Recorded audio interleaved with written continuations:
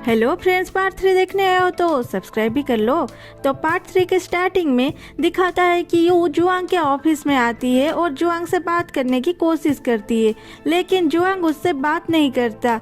तो उसके कॉलीग बोलते हैं, अरे कपल के बीच तो ऐसी छोटी मोटी तकरार होती रहती है, प्रोफेसर जुआंग आप बात कर लीजिए ना। यू वहाँ नौटंकी करती है, मैम मैं क्या करूं, ये मुझे पसंद ही नहीं करते। ये सुन के जुआंग उस रूम से बाहर चला जाता है।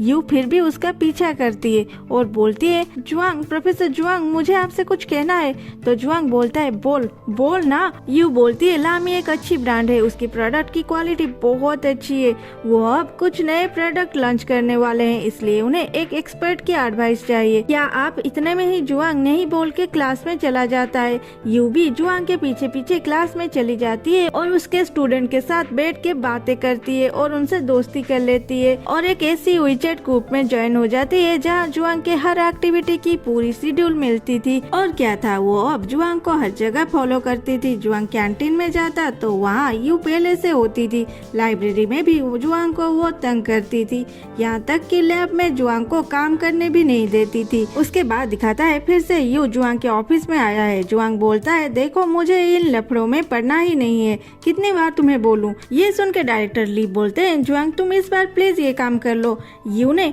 लामी को हमारे लैब को स्पॉन्सर करने के लिए कन्विंस की है। जुआंग शांत रहता है, कुछ नहीं बोलता। ये देख के ली बोलता है, चलो हम तीनों बाहर डिनर करते हुए बातें करते हैं, और जुआंग को फोर्स करके अपने साथ लेता है। फिर डिनर के टाइम ली यू को बोलता है, मिस यू थैंक्स, आपके वजह से हम नए नए इक्विपमेंट खरीद सकेंगे, और हाँ उस दिन के लिए सॉरी, वो सेल पहले से टूटा हुआ था और वो अपने आप गिरा था, लेकिन सारे आपको ब्लेम किए, इसके वजह से आपको कोई प्रॉब्लम तो नहीं हुआ ना। यू बोलती है, अरे नहीं नहीं, मेरे पास अब भी इतना काम है कि मैं कौन सा करूँ, खुद ही कंफ्यूज हो जाती हूँ। ये सुन के जुआंग सोचता है, उस दिन यू उसके घर में इसी बारे में बड़बड़ा रहा था, ये जब भी चली गई तो क्या हुआ, और भी जब आएंगे। उसे यू के लिए थोड़ा बुरा फील होता है। तभी ली बोलता है, लेकिन हमारा जुआंग पूरा फ्री है, डोंट वरी, वो हर एक्टिविटी में ज्वाइन करेगा। जुआंग ली को गुस्से से देखता है तो वो बोलते हैं, सोच लो कि तुम साइंस के लिए खुद को सैक्रिफाइस किया है। जुआंग बोलता है, क्या मैं फ्री हूँ?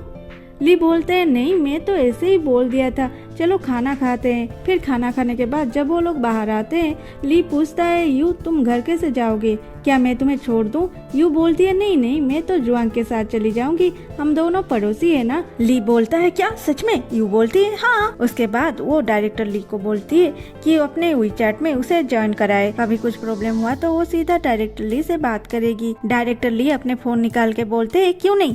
फिर वो जुआंग को पूछती है, प्रोफेसर क्या नहीं। उधर से ली उसे इशारों से बोलता है, करो करो। फिर जुआंग भी स्कैन करने के लिए अपने फोन आगे करता है। फिर सब अपने अपने रास्ते निकलते हैं। रास्ते में जुआंग लामी के साथ काम करने के लिए मान जाता है। यू बोलती है, ठीक है, मैं लामी से बात करके तुम्हें वीचैट में मैसेज कर दूंगी। जुआंग बोलता है, तुझे करना है तो कर, लेकिन मुझसे रिप्लाई की उम्मीद मत रखना, और वहाँ से चला जाता है। रात को यू जब अपने आईडी में अपने पोस्ट को चेक कर रही थी, वो एकदम से स्टैचू हो गई और चिल्लाई, जुआंग तुम्हारे वीचैट में ज्वाइन करने के लिए इतनी पापड़ बेलना पड़ा, और तुम मुझे यहाँ ऐसे ही फॉलो किए हो।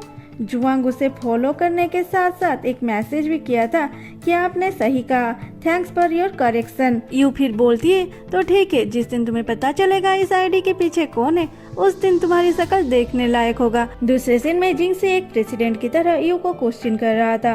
पहले वो एक्सीडेंट हुआ, उसके बाद वीडियो को लेके इतनी रायता फैला, फिर तुम उसी के बगल वाले घर में शिफ्ट हो गए, सच बोल, क्या तुम मुझसे प्यार करते हो? यू बात को दबाने के लिए छाते को देख के बोलती है, अरे तुमने इतने जल्दी अपनी टेस्ट चेंज कर दी, तुम ही तो थे जो बोला था कि एक लड़का बारिश में बिना छाते की ही हैंडसम लगता है। फिर जिंग से बोलता है, अच्छा वो तो टूट गया है, लेकिन उसे फेंकने का दिल नहीं किया। यू बोलती है, मन नहीं है? ओह अच्छा, तो तुम्हें भी इसे कैसे डस्टबिन में डालोगे पता नहीं है, मुझे पता है, मैं इसे डाल दूंगी, बोल के छाता लेके चली जाती है। एक्चुअली चाइना में एक ही जगह पर 4 या 5 डस्टबिन होता है, उनमें से सब अलग अलग चीजें फेंकने के लिए होता है। जैसे कि इस छाता को ले लीजिए, उसके ऊपर पार्ट प्लास्टिक का है, वो अलग, लकड़ी का हैंडल वो अलग, और ऊपर लगे सारे स्टील को अलग डस्टबिन में फेंका जाएगा। इसलिए ही टियान टूटी हुई छतरी को जिन को पकड़ा के भाग गई थी। उसे क्या पता था वो लड़का उसे ढूंढ रहा है। ओके, तो ड्रामा को आते हैं। जिन बोलता है यू नहीं, वो चाहता मेरे पास रहने दो, तुम्हें जो करना है वो करो ना, लेकिन यहाँ से जाओ, तुम जाओ यहाँ से। और छाता पकड़ के बैठ जाता है। यू जाते टाइम बोलती है ये पागल हो गया है। फिर जिन अपने ड्रॉ से हियरिंग एड निकाल के उस लड़की के बारे में सोचता है और बोलता है सिर्फ मुझे दे के चली गई, कुछ ली भी नहीं। शायद उस दिन में गलती से स्वर की अप्सरा से टकरा गया था। फिर दूसरे सीन में टियान को दिखाता है वो यू के घर गई थी। यू के माँ उसे यू के बॉयफ्रेंड के बारे में पूछती है। वो बोलती है मैं देख तो नहीं पाई, लेकिन मैंने सुना है वो बहुत हैंडसम है और यू की बहुत केयर करता है। फिर यू की माँ यू को वीडियो कॉल करती है। तब यू कॉलेज में जुआंग को फॉलो कर रही थी। यू फोन उठाती है और बोलती है माँ अब मैं कॉलेज में हूँ, बाद में बात करती हूँ। उसकी माँ बोलती है हाँ, लेकिन तुम अपने बॉयफ्रेंड से हमें भी मिला। यू बोलती है वो एक प्रोफेसर है और अब बहुत बिजी है। यू की माँ बोलती है तुम हमेशा हमें उससे मिलने नहीं देते हो, लेकिन क्यों? यू क्या करेगी समझ नहीं पाती और जुआंग के ओर दिखा के बोलती है ये देखो माँ, ये मेरी बॉयफ्रेंड है, लेकिन वो अभी सच में काम में बिजी है, तुम बोलो तो उन्हें डिस्टर्ब करूँ? यू की माँ बोलती है नहीं, हम ऐसे ही देख लेंगे। फिर वो जुआंग से मिलने उसके ऑफिस में आती है। वहाँ डायरेक्टर ली भी थे। वो बोलती है लामी की कुछ प्रोडक्ट कल रिलीज होगा, आप दोनों जरूर आना। जुआंग मना करने वाला था, लेकिन ली इनविटेशन कार्ड ले लेता है और बोलता है हम जरूर जाएंगे। और जुआंग कुछ कहने से पहले यू सभी प्रोफेसर को बाय बोल के वहाँ से चली जाती है। फिर यू फोन में जिन से बात करते हुए लामी के इवेंट को जाती है। वो बोल रही थी जुआंग तो डायरेक्टर ली के साथ आएंगे, लेकिन तुम भी मुझे अकेले छोड़ दिया। जिन बोलता है अरे कुछ काम था, तुम अच्छे से पेश आना। और हाँ, मैं वहाँ के गेस्ट की लिस्ट चेक कर रही थी, वहाँ किया आ रही है, वो जरूर तुम्हें परेशान करेगी, उससे संभल के। यू बोलती है उससे तो मैं ऐसे ही निपट लूंगी और अंदर जाती है। अंदर जाने से पहले वहाँ के स्टाफ यू को एक लॉटरी नंबर दिए थे 250 का। कुछ देर बाद जुआंग आता है। लड़कियाँ उसे देख के उसके साथ बात करने की कोशिश करते हैं, कुछ तो उसे अपने मोबाइल नंबर देने के लिए फोर्स भी करते हैं। तभी वहाँ यू सॉरी बोल के आती है और बोलती है इन्हें अकेले छोड़ दीजिए, इनका ऑलरेडी गर्लफ्रेंड है।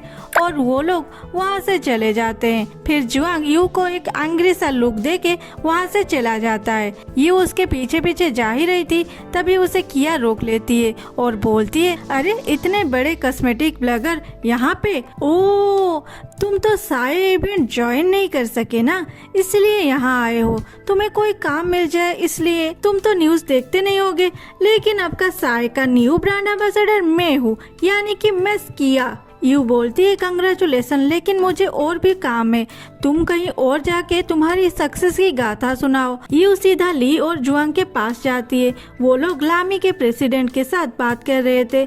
यू बोलती है सॉरी, प्रेसिडेंट जिन को कुछ काम था इसलिए वो नहीं आ सके, वो मुझे आपको सॉरी बोलने के लिए बोले थे, वो किसी और दिन आपसे मिलने आएंगे। लामी के प्रेसिडेंट बोलते हैं अरे कोई बात नहीं, तुम्हारे वजह से तो हम डायरेक्टर ली और प्रोफेसर जुआंग के साथ डील कर सके, थैंक यू उसलिए। और हाँ, इनसे मिलो, ये है प्रेसिडेंट वांग, ये चाइना की सीएमओ है। सीएमओ, हाँ सीएमओ का मतलब चीफ मेडिकल ऑफिसर होता है, ठीक है। यू उनसे हाथ मिलाती है, फिर वो चारों बातें करते हैं, लेकिन वांग ज्यादा यू से बात करने में इंटरेस्ट दिखा रहा था। फिर वो लोग लॉटरी विनर अनाउंस करने के लिए चले गए। जुआंग ली से बोलता है मैं भी चलता हूँ, बहुत लेट हो गया है, लेकिन यू आगे की मुसीबत को भांप लेती है और जुआंग के हाथ को पकड़ के उसे जाने नहीं देती। तभी प्रेसिडेंट वांग स्टेज पे अनाउंस किए लॉटरी नंबर 250 विनर है। ये सुनते ही यू 250 की स्टिकर जुआंग पे चिपका के बोली अरे तुम तो लॉटरी जीत गए। जुआंग उसे गुस्से से देखता है। फिर यू बोलती है